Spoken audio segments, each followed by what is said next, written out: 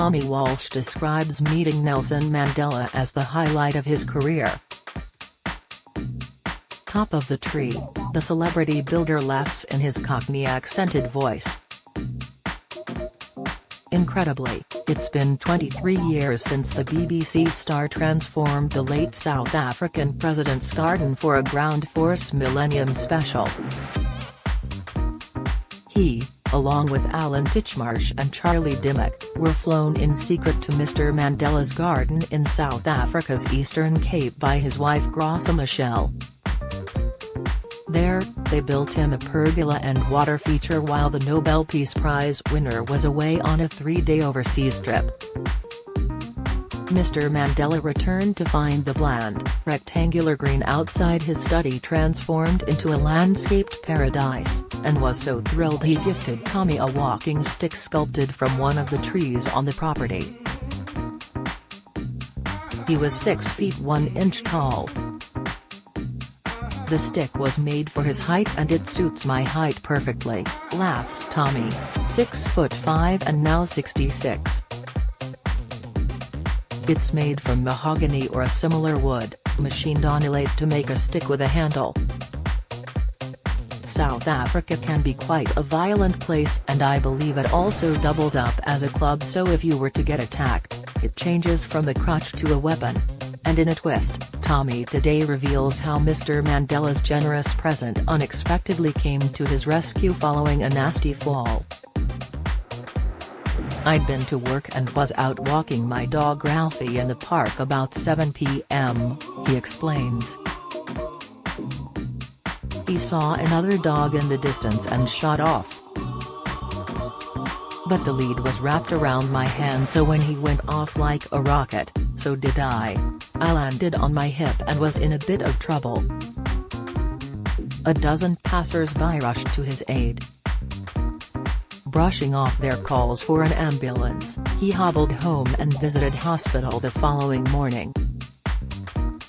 Luckily, there was no break, but I was told it was going to be painful," says Tommy, wincing. "They said a walking stick would help. But rather than use an NHS one, I have used Nelson Mandela's, which has spent the last 23 years in my cupboard. Thankfully, he should only need it for a couple more days." As for Ralphie, his large and lovable 4-year-old Rhodesian Ridgeback, readers will be glad to know that he's not in the doghouse. That's because Tommy credits his dog with aiding his recovery from the throat cancer he developed 4 years ago. "Even if I didn't feel like going out, I had to take the dog out every day," he says. "That exercise and positive attitude were very much in play when it came to recovering from my operation." Tommy discovered his cancer by chance after undergoing hospital tests for pneumonia. Doctors found the primary cancer in his tongue at the back of his mouth. "Luckily it was contained and hadn't spread," he says. "It was an early diagnosis." He had surgery to remove it, followed by radiotherapy. "With lots of throat exercises, I was able to strengthen the muscle," he says. "I used a special blowing machine and was able to make a recovery." Still receiving 6-month checkups, he will be given the final all-clear once he passes his 5-year milestone next February. But he knows how lucky he was to spot the early diagnosis, especially following a previous cancer scare in 2002 when he had 2 benign lumps removed from his chest. Which is why he's teamed up with his ex-Ground Force gardener Alan Titchmarsh, to front the NHS's first cancer awareness campaign encouraging people to get screened for bowel cancer. The 4th most common cancer in the UK, it kills 16,500 people every year. When you've survived cancer, you have this unconscious feeling that you want to help people with tips and routines to ease the burden of the cancer, says Tommy. It's very important the public take on board that it's all about speed. The sooner your cancer is diagnosed, the better your chance of survival by a long way. People are 9 times more likely to survive bowel cancer if it's caught early, yet 1/3 of people in England who were sent the life-saving test last year failed to complete it. All they need to do is take a stool sample, using a bottle provided, and post it back to the NHS, free of charge, for laboratory analysis. Tommy wants to help dispel the stigma around the test after it was revealed that 1 in 5 people said they wouldn't do the test because of the embarrassment factor. He himself has been doing them for years. It's not an attractive thing to do and we're all a bit at arm's length with poo, but it's your life at stake here, he stresses. People quite often think, it's not going to happen to me. Well, nowadays, 1 in 2 people will develop cancer, so you want to make sure. You might have it without knowing. Tommy shed 4 stone in weight during his illness. Radiotherapy suppresses your appetite, he explains. You have to eat to survive and keep up your strength. I was lucky in that I had a little bit of, how should we put it, extra meat packed around the derby area before I started. I had some burnable material. He chuckles. Indeed, his good sense of humor has not diminished despite the physical and mental strains of the last few years. Still, times were tough.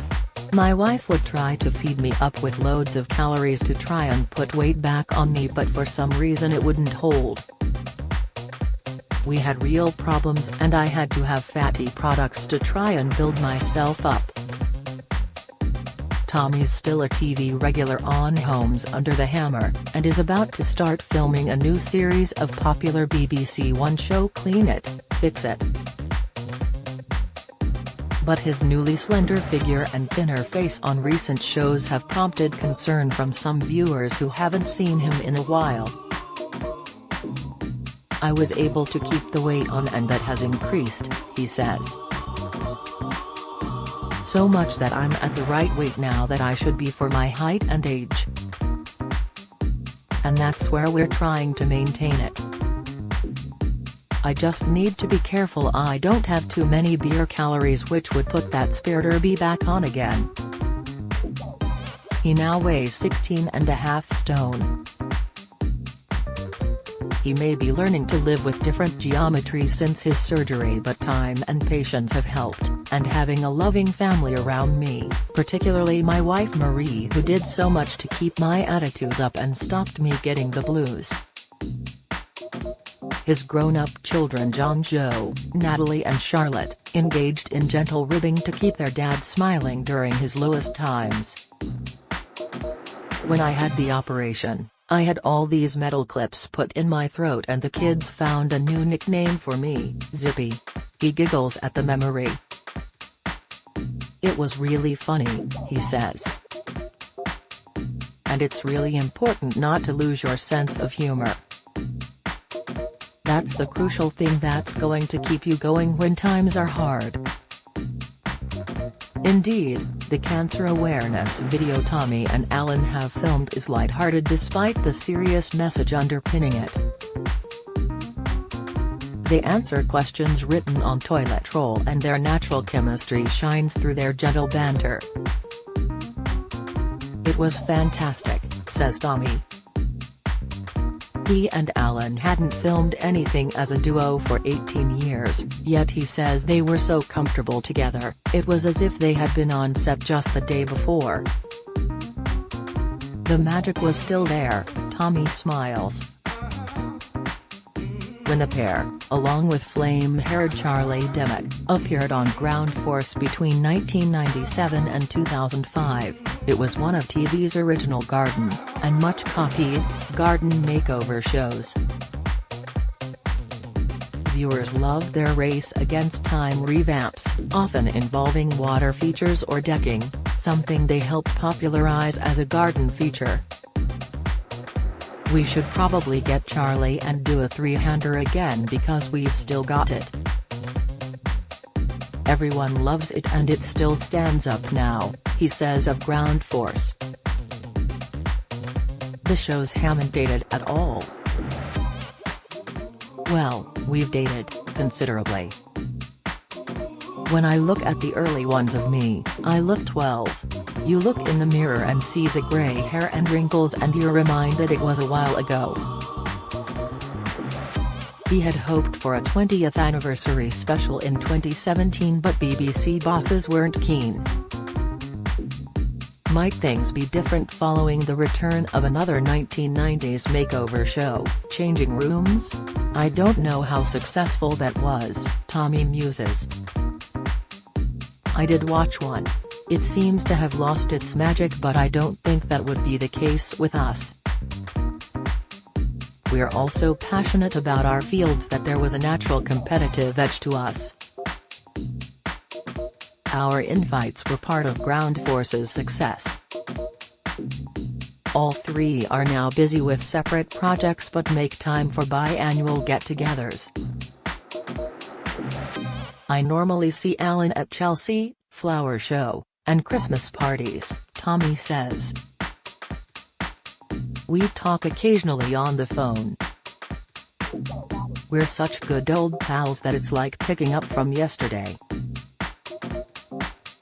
Tommy became a grandfather for the first time 15 months ago when his daughter Charlotte had her son Albie. It's really good fun, he says of grandparenting. Of course, when he comes over he wrecks the gaff. Tommy's wife looks after Albie 4 days a week while Charlotte works. The place is decimated after he's been, it's like World War III. He loves balls so he kicks them around the house. And he loves building things and putting them together, so whether some of the genes have fed through to him, I don't know. We'll have to wait and see. A future Ground Force episode might yet be on the cards. NHS England's Help Us, Help You campaign aims to encourage people who are sent the bowel cancer screening kit to complete and return it. If you're sent a screening kit, put it by the loo and use it.